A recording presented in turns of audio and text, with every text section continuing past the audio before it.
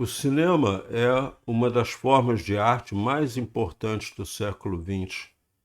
Qualquer cinéfilo gostaria de saber como é que ele apareceu, como é que ele surgiu, onde é que estão as suas origens e também como que Hollywood foi criada e que se tornou o maior centro produtor de cinema do mundo.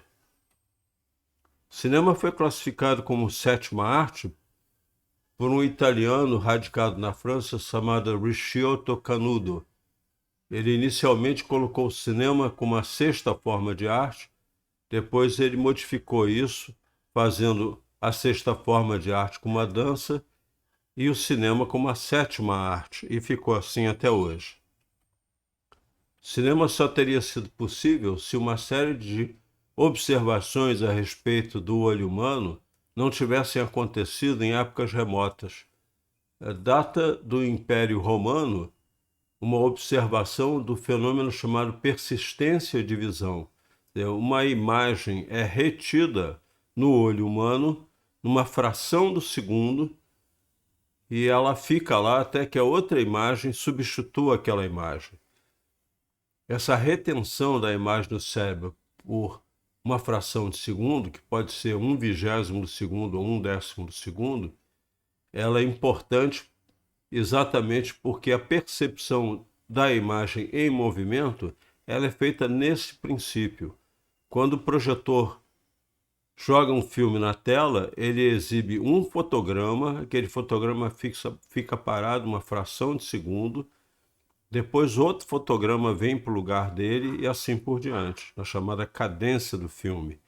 Então, essa pequena parada do fotograma, ela impressiona o olho humano e faz com que haja uma sensação de movimento. A teoria do fenômeno Phi, por Max Wertheimer, fala exatamente isso, a sequência de imagens que chegam ao olho que causam a sensação do movimento. Outra coisa importante foi contar histórias através de imagens. E existem notícias de projeção de sombras em países como China, Índia ou Java, uma tentativa de mostrar uma imagem e contar uma história. Mas o cinema não teria sido possível se não fosse a invenção da câmera obscura. A câmera obscura foi uma forma de capturar a imagem através de uma espécie de um cubo ou um quadrado ou qualquer coisa que o valha, no qual havia uma abertura de passagem de luz para formar uma imagem do lado oposto. A lanterna mágica é outro também dos artefatos que propiciaram com que o cinema tivesse a sua existência do jeito como a gente conhece. A lanterna mágica ela nada mais é do que uma série de slides pintados à mão nessa época, né, evidentemente, e projetados numa tela, e alguém que estava projetando começaria a contar uma história a partir desses slides. Para isso é muito importante porque o cinema moderno ele é todo baseado nesse princípio. A lanterna mágica, o que ela fazia era pegar uma sequência de imagens que contavam uma história, tá? E a pessoa ia narrando a cada passagem a cada troca de slide, a cada passagem de imagem para poder entreter uma plateia. Agora o cinema faz exatamente a mesma coisa. Então a gente pode afirmar com convicção de que o cinema é baseado na lanterna mágica. E uma das evidências de que isso é verdade é a formação do chamado storyboard. Storyboard é usado para montagem de filmes da seguinte maneira: uma série de designs são colocadas num quadro e essas imagens então antecipam a maneira como o filme vai ser feito. Aqui nós temos um exemplo do filme Os Pássaros de Alfred Hitchcock, apenas um exemplo de um monte de cineastas. Ele foi um dos principais cineastas que adotaram esse tipo de estratégia de montagem de filmes. Ele nem ficava perto da câmera, ele simplesmente fazia os designs, ele mesmo desenhava os storyboards, entregava isso para a equipe de produção, que através desses desenhos sabia como ele queria que o filme fosse feito. O Walt Disney cansou de fazer filmes dessa maneira. A grande maioria dos cartunistas, animadores, diretores, desenhistas, etc., usaram storyboard para poder saber como um filme vai ser montado, como ele vai ser fotografado e depois editado. O cinema só foi possível porque houve uma descoberta a respeito de sais de prata. Os sais de prata, eles escurecem na presença da luz. Na minha época de faculdade, nós fizemos uma experimentação desse tipo. Nós ensopávamos um papel com sal de prata e depois submetíamos à iluminação e víamos que onde tinha sal de prata espalhado, a imagem ficava escura. Então, isso aí foi a base da fotografia. Nicéphore, Niepce e Louis Daguerre, eles criam e aperfeiçoam o registro permanente de imagem em sais de prata já a partir de 1822. Portanto, o início do século XIX já mostra como era possível reter imagem na forma de uma fotografia. Existe uma história aí que um francês radicado no Brasil, chamado Antoine Hercule Romuald Florence, ele usou o termo fotografia em 1832 sem receber nenhum crédito por causa disso. Mas ele, com um farmacêutico chamado Joaquim Correia de Mello, usa o nitrato de prata em papel para fazer as primeiras fotografias, que foi o nome que ele deu a esse tipo de imagem. Louis Daguerre criou o daguerreótipo, que foi a primeira câmera fotográfica comercial, em 1837, que já se aproximando da metade do século XIX. E William Fox Talbot, em 1841, inventou um negativo em papel, chamado de calótipo, e a cópia por contato, portanto, provando que era possível fazer cópias de uma imagem fotográfica. Mais tarde, George Eastman, que foi quem fundou a Eastman Kodak, ele substitui a placa fotográfica por filme, por película, em 1884, na época que o cinema estava prestes a ser descoberto. E um dos sais de prata extensamente usado em fotografia foi o halogeneto de prata, que sofreu uma série de modificações ao longo dos anos. Existe um brinquedo chamado taumatrópio, que foi mostrado pela primeira vez pelo médico inglês John Ayrton Parris em 1824, consiste em duas imagens que são rodadas entre si e acabam dando a sensação de uma única imagem. Esse brinquedinho eu vi várias vezes e fiz várias vezes esse tipo de ilusão de ótica. Ele é muito interessante para explicar como é que a gente consegue reter uma imagem a partir de duas imagens separadas.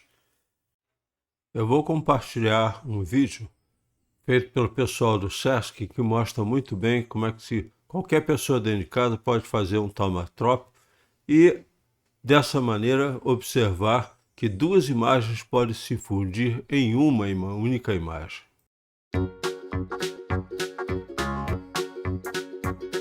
Olá, eu sou o Gessé e essa é mais uma programação do Sesc em Casa. Hoje eu vou ensinar para vocês um brinquedo óptico e o nome dele é taumatrópio. O taumatrópio é uma combinação de duas imagens opostas que em movimento formam uma animação. Vamos aos materiais? Nós vamos precisar de uma tesoura, cola, lápis de cor e barbante.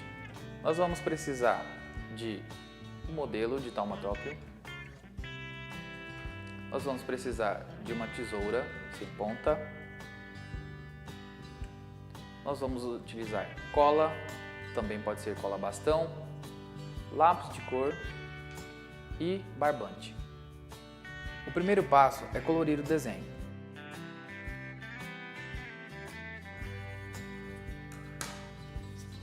O segundo passo, depois do meu desenho pronto, colorido, eu vou cortar em volta do círculo com a tesoura.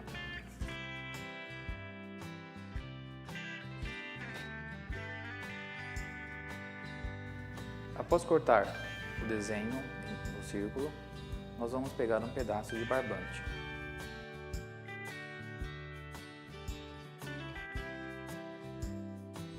Após cortar o desenho e tirarmos o pedaço de barbante, nós vamos colar o nosso desenho ao lado oposto com cola líquida ou cola bastão. A figura precisa estar essa imagem para baixo. Nós vamos passar a cola em todo o desenho. Nós vamos colocar o barbante no meio da figura. Após passarmos a cola, nós vamos colar o barbante ao meio, pegar a outra figura, colocar de cabeça para baixo e colar. Passar os dedos para fixar bem, esperar alguns minutos e está pronto o nosso brinquedo. E agora é só girar.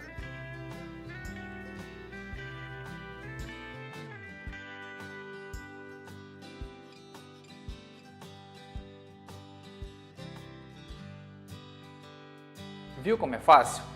Faça aí na sua casa, tire uma foto, nos marque nas redes sociais e continue seguindo a programação do Sesc em Casa. Até mais!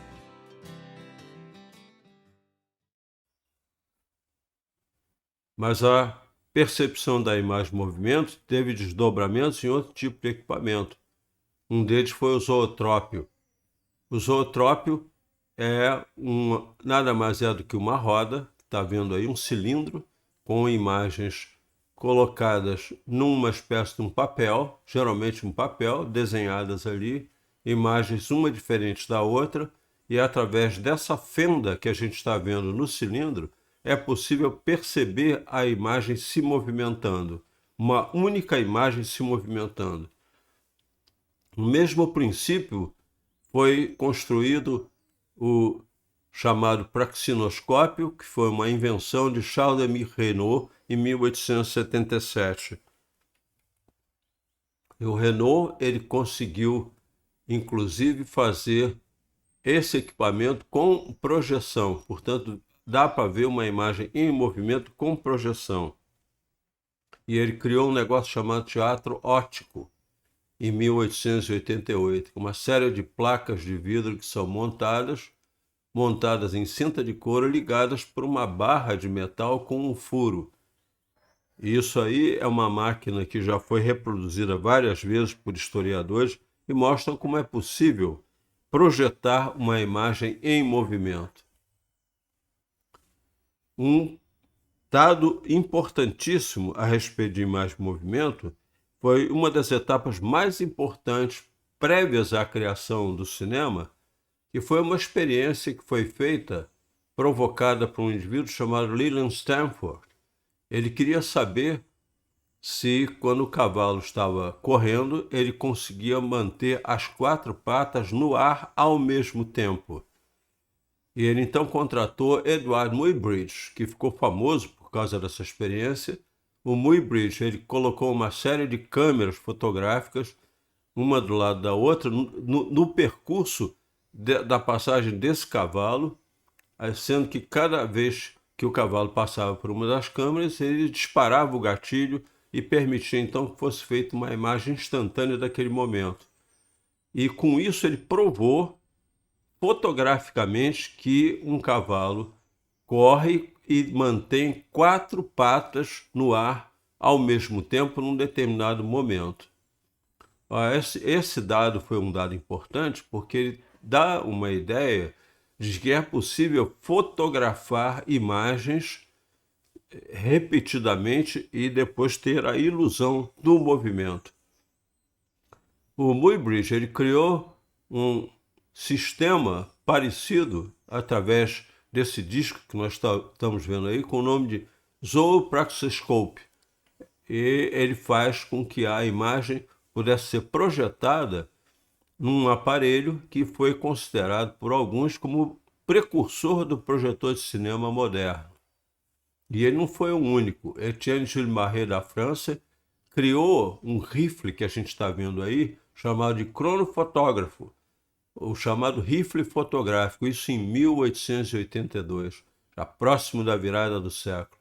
E com esse rifle fotográfico ele conseguiu, abre aspas, disparar, fecha aspas, o filme que estava ali naquele tambor, tá? Uma série de fotogramas estavam ali dentro, e com isso capturar uma série de imagens em movimento.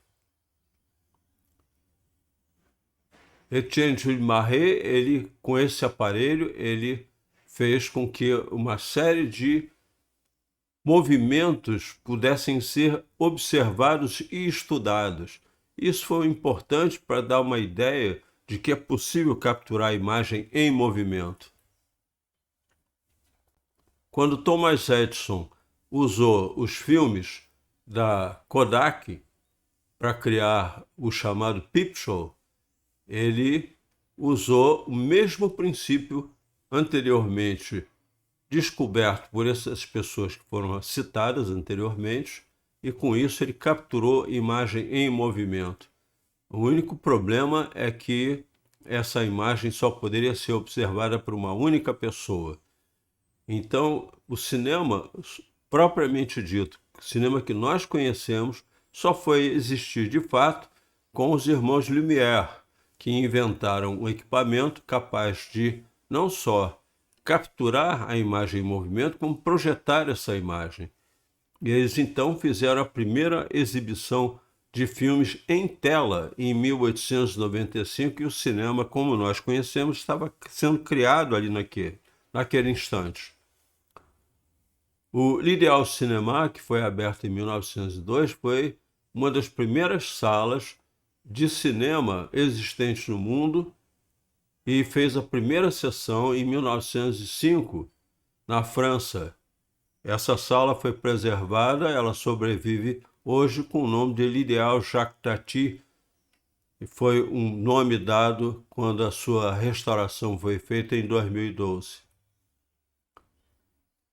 Uma das coisas mais importantes a respeito da evolução do cinema foi que o Thomas Edison, com aquela obsessão de controle e de ganhar dinheiro às custas do que ele já achava que eram as invenções dele, fez com que houvesse a fundação de uma empresa chamada Motion Pictures Patent Company, foi conhecida depois como Edison Trust. O que essa companhia fez? Ela monopolizou a realização de filmes, não só a realização de filmes, mas esvaziando também a importação de câmeras, negativos, etc. Então os cineastas da época, que não tinham nada a ver com Edison, começaram a se sentir inibidos de fazer seus filmes porque o Edison não deixava, simplesmente isso. Então a solução foi fugir do Edison. O Edison tinha um verdadeiro exército de advogados, até de policiais, que faziam trabalho para coibir essas pessoas de usar qualquer coisa que ele julgava que seria patente exclusiva dele. Então os produtores independentes de cinema foram embora do ambiente onde o Edison tomava conta e eventualmente foram parar em Hollywood. Hollywood nada mais é do que uma área de Los Angeles que era um rancho de cerca de 2 km², e teve o nome Hollywood batizado por Dana Wilcox, que colocou esse nome com o objetivo também de criar uma espécie de um conjunto habitacional que levou o nome de Hollywoodland, que é esse cartaz que originalmente foi colocado em cima daquele morro. Então, Hollywoodland nada mais é do que um cartaz de propaganda para vender peças de um conjunto habitacional. Os ditos cineastas independentes, ou os produtores independentes, melhor dizendo, porque nem a maioria deles não era cineasta, eram pessoas que apenas produziam os filmes, corressem para essa área e comprassem terreno muito barato, criando grandes espaços para estúdio ali. Os primeiros estúdios, então, começaram a se fixar em Hollywood, né, que passou a se tornar um bairro de Los Angeles. O primeiro deles foi o Christian Nestor Studios, aberto em 27 de outubro de 1911 por dois irmãos, David e William Rochley. E atrás dele foram outros produtores independentes que fugiram do Edison para criar grandes estúdios ali dentro. Então, Hollywood nada mais é do que um conglomerado de estúdios de pessoas que fugiram do Thomas Edison. Os chamados 5 grandes estúdios, historicamente falando, foram a Metro-Goldwyn-Mayer, conhecida como MGM, Paramount Pictures Corporation, conhecida como Paramount, Fox Films Corporation, que depois veio a se chamar 20th Century Fox, mais conhecida como Fox Films, Warner Brothers e a RKO Radio Pictures Incorporated, que é conhecido depois como RKO. Esses são os 5 grandes estúdios, todos eles fundados por imigrantes que saíram das perseguições que eram feitas na Europa e vieram para Nova York e posteriormente para Hollywood. A maioria dessas pessoas aí não eram cineastas, eles eram empreendedores que criaram esses estúdios para fazer filmes. Então, evidentemente, que eles contrataram os técnicos, os diretores, as pessoas, os atores, atrizes, etc., para fazer filmes sob o comando deles. Nesses 5 grandes ainda, ao lado deles ainda apareceram 3 estúdios de menor porte. Um deles foi a Universal Pictures, ou Universal, Columbia Pictures, ou Columbia, e a United Artists, foi um desses estúdios que foi fundado por Charles Chaplin, Griffith e Mary Pickford. É um estúdio, vamos colocar assim, independente. Estúdios são chamados estúdios menores porque eles não tinham o mesmo porte de produções dos estúdios chamados grandes, dos 5 grandes. Esses 5 grandes criaram uma geringonça chamada Studio System. Studio System nada mais é do que um modelo de negócio que foi criado por L.B. Mayer, que era o poderoso chefão da Metro, Adolph Zukor, que era presidente da Paramount, e pelos irmãos Warner. Esse Studio System ele consistia numa linha de produção parecida com a linha de montagem dos carros. Um filme era feito um atrás do outro, num esquema em que os técnicos, atores e atrizes, etc., eram colocados de uma maneira que recebiam um roteiro e saíam filmando. Esses filmes feitos ali foram feitos em número elevado por esses estúdios, mais de 50 por ano. A MGM, por exemplo, filmou 52 ou mais filmes por ano, quase que um filme por semana. Agora, para que isso tivesse escoamento nos cinemas, foi necessário que esses estúdios criassem cadeias de cinema pertencentes a eles mesmos. Então, com isso, a exibição era garantida. No caso específico da MGM, por exemplo, ele é um estúdio que vem de uma dessas empresas exibidoras, chamada Loews Incorporated.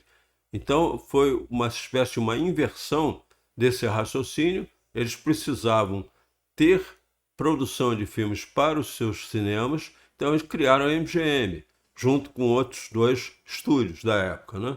Inclusive do L.B. Mayer. Agora, o que acontece? A produção, distribuição e a exibição formam a base do Studio System. Então, era possível fazer uma chamada linha de montagem de filmes, desde que eles tivessem escoamento nos cinemas para serem exibidos. Os cinemas considerados independentes, quer dizer, que eles não pertenciam aos estúdios, eles eram obrigados a aceitar pacotes de filmes, o chamado block booking. Isso é uma forma mafiosa de distribuir filmes para cinema, porque os exibidores eram obrigados a passar qualquer filme que os estúdios quisessem. Eles não poderiam se dar ao luxo de escolher só os melhores filmes. Eles teriam que exibir os filmes considerados, por exemplo, classe B, ou filmes de orçamento mais modesto, etc. Bom, para manter essa linha de montagem em funcionamento, os estúdios também fizeram contratos de exclusividade de pessoal técnico de artistas.